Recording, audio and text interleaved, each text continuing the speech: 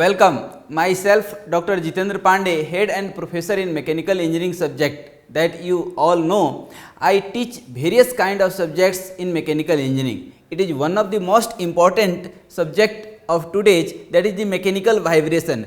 What is the scope and what about the concept of the mechanical vibration that I am going to discuss. Dear student, आप सब जानते होंगे vibration word, आप 100% 12th में पढ़े होंगे वेव्स के प्रोपगेशन पढ़े होंगे, तरंग, और कुछ नहीं तो कम से कम पानी की तरंग तो देखे होंगे, जल धाराएं देखे होंगे, और कुछ नहीं तो साइकिल, मोटरसाइकिल, जहां भी आप बैठे होंगे वाइब्रेशन को फील किए होंगे। 12th में जो आपने वेव प्रोपगेशन छोड़ा था जहां पे, उसके आगे ही आज हम शुरू करने वाले हैं मैकेनिकल वाइब्रेशन। क्योंकि जब आप इंजीनियरिंग में आते हैं, मैकेनिकल अपने आप में एक बहुत बड़ी ब्रांच है, उसका एक सब्जेक्ट है छोटा सा मैकेनिकल वाइब्रेशन, लेकिन सबसे इम्पॉर्टेंट सब्जेक्ट है, क्योंकि मशीन या इंडस्ट्री में जहां भी आप जाते हैं सबसे ज़्यादा डैमेज और सबसे ज़्यादा डिस्टर्बेंस वाइब्रेशन के चलते होता है। कहीं भी अनवांटेड नॉइज हो, आपको अच्छा नहीं लगता है। यही यदि कोई गिटार बजाए, कोई ढोल बजाए, यदि लयबद्ध होकर के बजाए तो सुनने में बहुत अच्छा लगता है, लेकिन कोई थाली पीटने लगे, इवन ढोल ही पीटने लगे, यदि उसमें लय नहीं हो, कोई फ्रीक्वेंसी नहीं मैच करे, यदि उसकी फ्रीक्वेंसी आपके ब्रेन के फ्रीक्वेंसी से मैच नहीं करे, that is totally unwanted, that looks like disturbance. उस डिस्टर्बेंस को ही हम यहाँ पे बोलते हैं वाइब्रेशन। वाइब्रेशन का दोनों कॉन्सेप्ट है। एक तो कॉन्सेप्ट जो अभी हम बताने वाले हैं, वह जो हम बताने वाले हैं मशीन की वाइब्रेशन। जहां भी हम मशीन देखते हैं, either starting from cycle to satellite, what you want, जब आप साइकिल चलाते हैं, मोटरसाइकिल चलाते हैं, कार में बैठते हैं, ट्रेन में बैठते हैं, तो हर जगह चाहते हैं कि वाइब्रेशन जीरो हो, that means comfort level high हो। अब कंफर्ट लेवल हाई कैसे होगा? दो ही तरीका है, एक तो कंफर्ट एर्गोनॉमिक्स, उस टॉपिक पे अभी हम नहीं जा रहे हैं। दूसरा टॉपिक है हमारा वाइब्रेशन। जिस मशीन की भी हम बात करें, उसमें वाइब्रेशन जितना कम होगा उतना आप कंफर्ट फील करेंगे। वाइब्रेशन आप जीरो नहीं कर सकते हैं, you cannot reduce it to zero, but you can reduce up to some extent. चाहे वह कार हो, ट्रैक्टर हो, यदि आप कभी ट्रैक्टर में बैठे हो, कभी कार में बैठे हो, दोनों का कंफर्ट लेवल बिल्कुल अलग है। रीजन क्या है? सिर्फ और सिर्फ क्या है? वाइब्रेशन। तो बेसिकली यदि हम कहें तो दुनिया का कोई भी ऑटोमोबाइल कंपोनेंट हो, कोई भी मशीनरी हो, कोई भी इंडस्ट्री हो, वहां पे वाइब्रेशन है। इवन हम यदि बोल रहे हैं, if it is unwanted noise है, that is also one kind of vibration. अब हम यदि बात करें मशीन की, तो मशीन में बहुत तरह के वाइब्रेशन होते हैं, जैसे रेसिप्रोकेटिंग वाइब्रेशन हो सकता है, रोटेशनल वाइब्रेशन हो सकता है, ट्रांसलेशनल हो सकता है, ये सब अभी हम लोग देखेंगे। लेकिन इसका एक मेन जो काउज है, that is the roughness. Vibration ये मत समझिएगा कि हमेशा हानिकारक होता है, it is also useful. There may be useful vibration and harmful vibration. यदि हमारी बातें सुनने में आपको अच्छी लग रही है, दैट इज यूजफुल। सुनने में अच्छी नहीं लग रही है, then it may be harmful. Not only one kind, it is also wastage of the time. आपके घर में कोई सीलिंग फैन है, टेबल फैन है, यदि अच्छे से चल रहा है, विदाउट वाइब्रेशन चल रहा है, विदाउट नॉइज चल रहा है, तो सुनने में अच्छा लगेगा, हवा उसका खाने में भी अच्छा लगेगा, और नहीं तो आप इसको बंद करके पेड़ के नीचे बैठना पसंद करेंगे। आप एरोप्लेन में जाते हैं, ट्रैक्टर में बैठकर नहीं जाते हैं।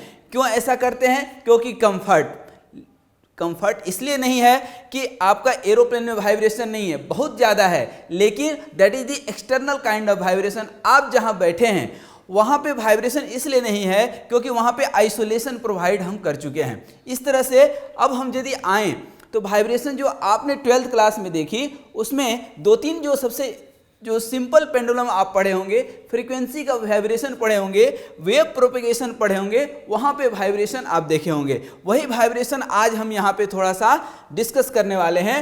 दूसरा, आपको कई बार लगता होगा कि किसी ब्रिज से होकर के जब आप जाते हैं, गुजरते हैं, तो वहाँ भी आपको वाइब्रेशन फील होता होगा। बचपन में आप जरूर पढ़े होंगे कि किसी ब्रिज पे सैनिक को कदम ताल से चलने के लिए मना करते हैं। उसका वजह सिर्फ यही है, रेजोनेंस। क्यों?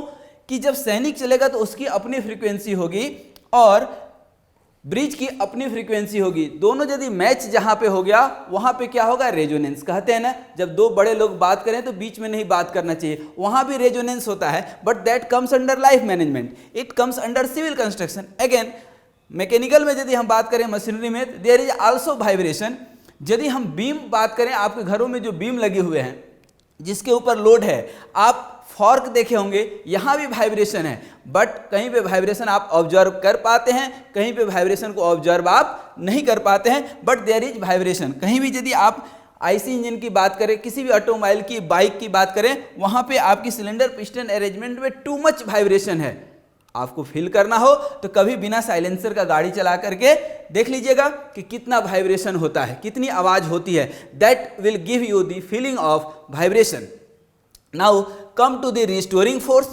अब वही आईसी इंजन का क्रैंक शाफ्ट हमने दिखाया है, साइकिल का व्हील दिखाया है, चाहे गियर मैकेनिज्म दिखाया है, चाहे सिंपल स्पेसिमेन मैकेनिज्म दिखाया है, वहाँ पे आप वाइब्रेशन फील कर सकते हैं। दैट इज बेसिकली कि how the torsion of the shaft takes place in mechanical vibration. यदि हम वाइब्रेशन के टाइप की बात करें तो अभी आपने बहुत सारे वाइब्रेशन के टाइप देख लिए। यदि स्पेसिफिक बात करें तो बचपन से पढ़ते आ रहे होंगे आप 3। अब मैकेनिकल वाइब्रेशन की शादी हुई और इसके 3 बच्चे हैं, कौन कौन से, longitudinal vibration, transverse vibration and torsional vibration. Figures are self explanatory. फिर इन तीनों की शादी हुई और तीनों के 2-2 बच्चे हैं, कौन से, एक फ्री वाइब्रेशन और दूसरा फोर्स्ड वाइब्रेशन। फिर इनकी भी तो शादी होगी और शादी होगी तो बच्चे तो होंगे, फिर इनके भी 2 बच्चे, हम 2 हमारे 2, अनडैम्प्ड एंड डैम्प्ड। अगेन यहाँ फोर्स्ड वाइब्रेशन में भी डैम्प्ड वाइब्रेशन, अनडैम्प्ड वाइब्रेशन। आप अनडैम्प्ड और डैम्प्ड बिल्कुल नहीं समझ पाए होंगे, तो आइए उसको हम थोड़ा सा समझेंगे। देखिए पहले free vibration and forced vibration का कॉन्सेप्ट समझ लीजिए। फ्री वाइब्रेशन क्या है और फोर्स्ड वाइब्रेशन क्या है। फ्री वाइब्रेशन ये होता है कि हम किसी पत्थर से किसी आयरन बॉडी पे या एक ढोलक पे एक बार आपने बजा दिया, फिर क्या होगा, धीरे धीरे वो बजेगा, धीरे धीरे वो साइलेंट हो जाएगा। लेकिन यदि आप कंटिन्यूअस बजाते जा रहे हैं, that will be forced vibration.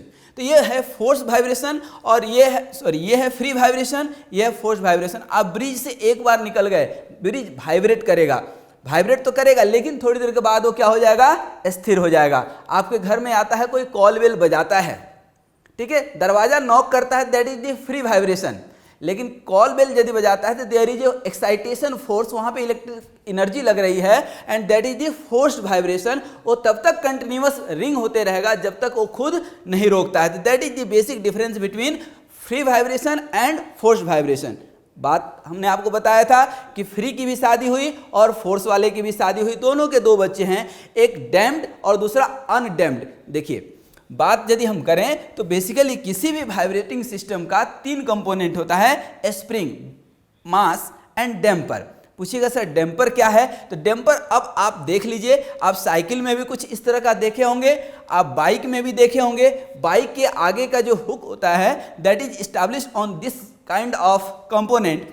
Basically इसके अंदर क्या होता है, डैम्पर होता है। स्प्रिंग तो होता है लेकिन स्प्रिंग अकेला नहीं होता है, उसके अंदर डैम्पर लगे होते हैं। और ये जो डैम्पर होता है, डैम्पर भी 4 तरह के होते हैं, लेकिन यहाँ जो आप देखते होंगे that is the viscous damping, उसके अंदर आयल भरते हैं और यह आयल जो है फ्रिक्शन जनरेट करता है और उसके चलते आपका वाइब्रेशन कम होता है। इसीलिए तो कई बार आप बोलते हैं ना कि शॉक कैपेसिटी खत्म हो गई है बाइक की, तब आप वाइब्रेशन ज़्यादा फील करते हैं। शॉकिंग एब्जॉर्बिंग कैपेसिटी होगी तो आपका वाइब्रेशन नहीं होगा, कंफर्ट वे में गाड़ी चला पाएंगे। तो बेसिकली यही डैम्पर है। अब यदि हम यहाँ पे सिर्फ स्प्रिंग लगा दें, ये डैम्पिंग, ये नीचे का मैकेनिज्म, जो अंदर का मैकेनिज्म आप देख रहे हैं, वह यदि हटा दें, जैसे यहाँ पे क्या है, आपका डैम्पर है, ये आप देखते होंगे साइकिल चलाते होंगे तो ये ऊपर नीचे करता होगा। यदि ये चीज़ हटा दें, इसके अंदर लिक्विड है, लिक्विड हटा दें, डायरेक्ट वेल्डिंग कर दें, तो that is no damping, undamped होगा वो। और अभी क्या है, डैम्प्ड वाइब्रेशन, दैट मीन्स कि इसके अंदर लिक्विड है, ये ऊपर नीचे आ जा सकता है, वाइब्रेशन रिड्यूस कर सकता है। 100% एलिमिनेट नहीं कर सकते हैं लेकिन रिड्यूस कर सकते हैं। तो अब 3 चीज़ आपको हम बताना चाहते हैं कि जो हमारा सेकेंड यूनिट होता है डैम्प्ड फ्री वाइब्रेशन, उसमें डैम्पिंग की बात नहीं करेंगे, सिर्फ स्प्रिंग की बात करेंगे। सिंबॉलिक रिप्रेजेंटेशन में डैम्पर दिखाए हैं और मास तो अवश्यंभावी है, 100% रहेगा ही रहेगा। मास के बिना तो कोई काम हो ही नहीं सकता। मास एंड एनर्जी, जो थर्ड हमारा जो यूनिट जाएगा, जैसा कि आपको मालूम है कि आरजीपीवी में या हमारे यहाँ बंसल कॉलेज में भी जो हम लोग एसआरएम बनाते हैं उसमें 5 यूनिट जो है जनरली हम लोग डिवाइड करते हैं, और उसका जो थर्ड यूनिट होगा उसमें होगा फोर्स्ड वाइब्रेशन। हमने आपको कॉन्सेप्ट बताया था कि कोई एक स्प्रिंग है, एक बार खींच करके उसको छोड़ दिए, थोड़ी देर के बाद वो वाइब्रेट होगा और फिर थोड़ी देर के बाद वो स्थिर हो जाएगा, that is the free vibration. लेकिन ये क्या है, फोर्स्ड वाइब्रेशन। हम तब तक स्थिर इसको नहीं छोड़ेंगे, इसको हम वाइब्रेट करते रहेंगे, जानबूझ करके करते रहेंगे, या कोई इलेक्ट्रिक मोटर लगा देंगे या कोई ऐसा मैकेनिज्म लगा देंगे कि it will remain continued, that is the forced vibration. ठीक है, अब इस फोर्स्ड वाइब्रेशन के आप कॉन्सेप्ट अभी तक नहीं पढ़े होंगे जो कि मैकेनिकल वाइब्रेशन में पढ़ते हैं। अब यहाँ पे ये जो एलिमेंट हमने दिखाया, डैम्पिंग, और ये आपका स्प्रिंग और ये मास, एक बार मास कंप्रेस करके छोड़ दिए तो फ्री, लेकिन यहाँ पे अब हम छोड़ेंगे नहीं, इसको क्या करेंगे, बार बार रिपीट करेंगे। कॉल बेल वाले, कॉल बेल क्या, एक बार बजाकर छोड़ेंगे नहीं, उसको स्विच दबाए रखेंगे ताकि वो बजते रहे। तो दूसरा जो था हमारा फोर्स्ड वाइब्रेशन। अब यदि फोर्थ यूनिट में जाएं तो अब फोर्थ यूनिट का कॉन्सेप्ट है degree of freedom. Degree of freedom क्या होती है, basically it is the independent parameter by which we can control the motion of a mechanism. Mechanism that means की कंपोनेंट या कोई लिंक। अब ये जितने लिंक हैं, जितने पार्ट्स हैं, इसकी यदि मोशन कंट्रोल करने की बात करें तो कितने तरीके से आप कंट्रोल कर सकते हैं, that is the degree of freedom, मतलब फ्रीडम टू मूव। अब यहाँ पे फ्रीडम टू मूव की यदि बात करें तो यहाँ पे अभी तक जितना हम लोग देखे पिछले क्लास में या पिछले स्लाइड्स में, वो क्या था, single degree of freedom. That means you have only one opportunity या one kind of motion to give the motion to the component. यहाँ पे दो तरह से आप मोशन दे सकते हैं। ये देखिए सिंगल डिग्री ऑफ फ्रीडम है, ये या तो इधर जा सकता है या इधर जा सकता है, और कोई तरीका यहाँ पे नहीं है। लेकिन यहाँ पे देखिए, यहाँ ये एक लिंक है, एक लिंक है, एक लिंक है, ये इलाहाबाद जाएगा, ये अहमदाबाद जाएगा, ये भोपाल जाएगा, ये दिल्ली जाएगा, क्योंकि सब इंडिपेंडेंट है, कोई कहीं भी मूव कर सकता है। तो यहाँ पे ये क्या हो गया, मल्टीपल डिग्री ऑफ फ्रीडम। फिर आ जाइए यहाँ पे, देखिए कितने स्प्रिंग है। यदि सिंगल स्प्रिंग रहता तो ये उधर जाता आता, लेकिन ये इधर जाएगा और ये इधर कंप्रेस करेगा, इसको जाने नहीं देगा। मतलब जब आप रास्ते पे चलते हैं तो आप अकेले चल रहे हैं, पूरा रास्ता खाली है, लेकिन यदि कोई रोकने वाला हो गया तो आप अपने हिसाब से नहीं चल पाएंगे। और दूसरे तरीके से समझ लीजिए, यदि हम रास्ते पे अकेले चल रहे हैं तो अपने स्पीड से चल रहे हैं, लेकिन हम अपने दोस्त को साथ में ले लिए तब उसके स्पीड से चलना पड़ेगा। आप धीरे चल रहे हो, तेज चल रहा है, दोनों में कॉम्बिनेशन नहीं बनेगा। तो कॉम्बिनेशन कैसे बनेगा, आप बोलेंगे कि मैं तेज ही चलूंगा, लेकिन तू दोस्त है, तेरे लिए मैं धीरे हो जाऊंगा थोड़ा सा, वो बोलेगा कि मैं थोड़ा सा तेज हो जाता हूं, तो बीच में क्या हो जाएगा, compromise. That will be the 2 degree of freedom.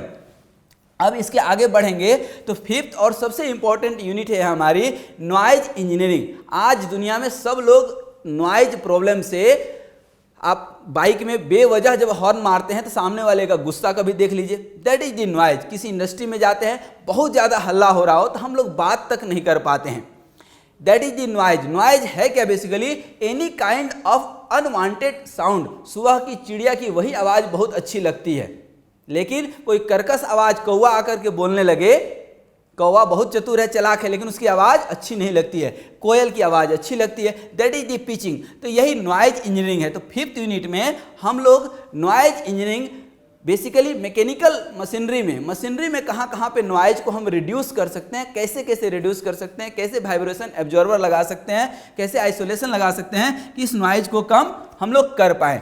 कुल मिलाकर के यदि इस पूरे वीडियो को हम समराइज करना चाहें तो 3 चीज़ है वाइब्रेशन में। पहला कि वाइब्रेशन अवश्यंभावी वाइब्रेशन होगा ही होगा, जहाँ भी मशीन चलेगा वाइब्रेशन वहाँ पे होगा। मैं बोल रहा हूँ तो वहाँ भी वाइब्रेशन हो रहा है, that is the wave propagation.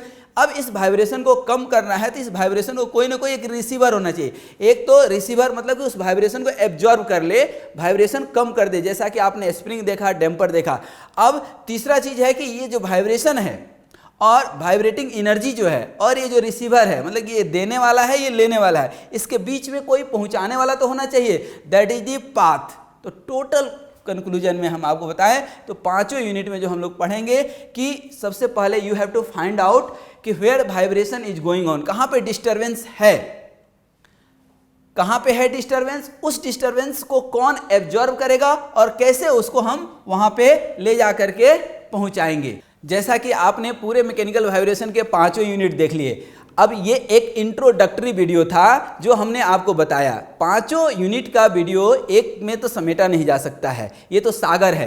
ये इसमें कम से कम 20 to 30 वीडियो इन सीक्वेंस रहेगा। तो मेरा ये रिक्वेस्ट है कि पूरे 20 to 30 वीडियो कंसेक्यूटिवली देखिए ताकि आपका मैकेनिकल वाइब्रेशन का कॉन्सेप्ट क्लियर हो सके। फिर भी यदि कहीं डाउट होता है तो I am here to guide you. आपके पास मेल आईडी है, आप कभी भी मेल कीजिए, आप कॉलेज विजिट कीजिए, हमारे पास आइए। एट मैक्सिमम मैं आपको हेल्प करने के लिए हमेशा तैयार हूं। और आप सदा स्वस्थ रहिए, मस्त रहिए, मुस्कुराते रहिए। धन्यवाद।